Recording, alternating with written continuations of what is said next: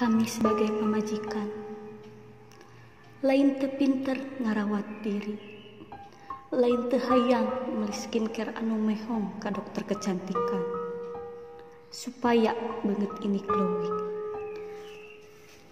Tapi kami sebagai pamajikan menyesuaikan heula duit ti salakina jeung ngutamakeun kepentingan anak-anakna.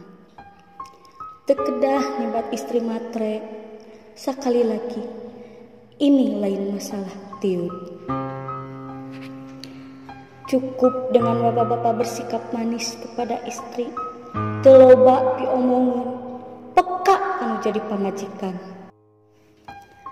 Dadi imah teh capek atuh, gegero, beberes, ngurus budak, nyeusehan, can ke ai hujan, ripuh jajahitan ku sorangan. Kadang mah papakean batur kajait, mending lamun nu kajaitna baju alus, heug leuwih bututin uing, pan betapa tambah sedihnya diri ini pak. Cik atuh sing bisa berbagi tugas di imah, komomun bari pangmeserkeun seblak mah sabungkus oge, pasti aku mah sebagai istri sudah bahagia.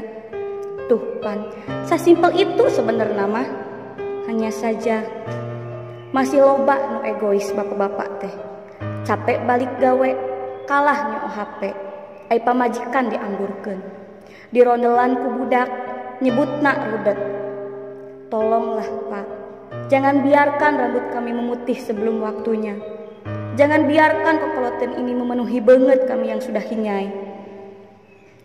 Ringankanlah beban kami, walau hanya semangkok baso. Nya ai berat teuing mah teu nanaon ku sabungkus seblak oge. Karena eta semua pasti membuat kami bahagia.